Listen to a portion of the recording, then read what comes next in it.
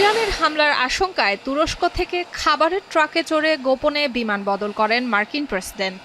যুক্তরাষ্ট্রের দুই প্রভাবশালী পত্রিকা দ্য ওয়াশিংটন পোস্ট ও দ্য নিউ ইয়র্ক টাইমস এই বিষয়ে খবর প্রকাশ করাতে বিশ্বজুড়ে শুরু হয় হইচই।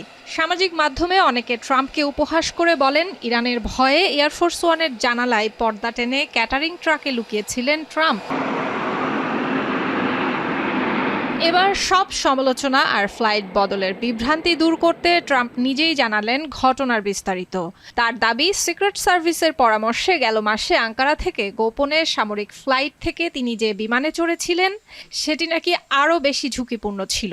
72 ঘন্টা ময়েশ্চার লক সমৃদ্ধ লিলি হুইপড শিয়া মিস্টিক গ্লোয়িং বডি ওয়াশ। শিয়া বাটারের গুডনেস স্কিন রিপেয়ার করে রাখে সফট ও গ্লোয়িং, ছড়িয়ে দেয় long lasting ফ্রেগন্যান্স।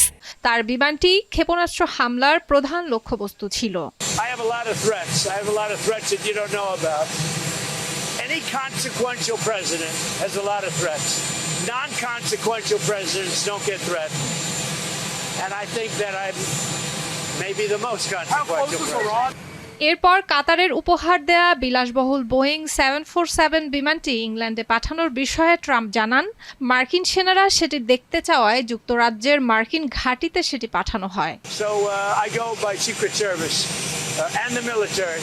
They wanted me to go on a different flight, a different plane, equal safety, but they wanted me to do it, so I do it. I do what they say. এর আগে Washington Post ও CBS news খবর প্রকাশ করে ট্রাম্পের flight বদলের বিষয়টি নাকি একেবারে সিনেমার দৃশ্যের মতো নাটকীয়। ঘটনা সামাল দিতে মার্কিন প্রেসিডেন্ট প্রথমে টেলিভিশন ক্যামেরার সামনে এসে এয়ারফোর্স ওয়ানে আরোহণ করেন। এ সময় এয়ারফোর্স ওয়ানের জানালার পর্দা টেনে সবাইকে বোঝানো হয় প্রেসিডেন্ট বিমানের ভেতরেই আছেন। এরপর বিমানে থাকা সাংবাদিক এবং হোয়াইট হাউসের কর্মীদের চোখে ধুলো দিয়ে তিনি গোপনে একটি উড়ন্ত এয়ারপোর্ট ক্যাটারিং ট্রাকে করে সামরিক বিমানে উঠে যান। হোয়াইট হাউসও এ বিষয়ে একেবারে নীরব থাকে। সুলতানা দিনা, এখন বিশ্ব।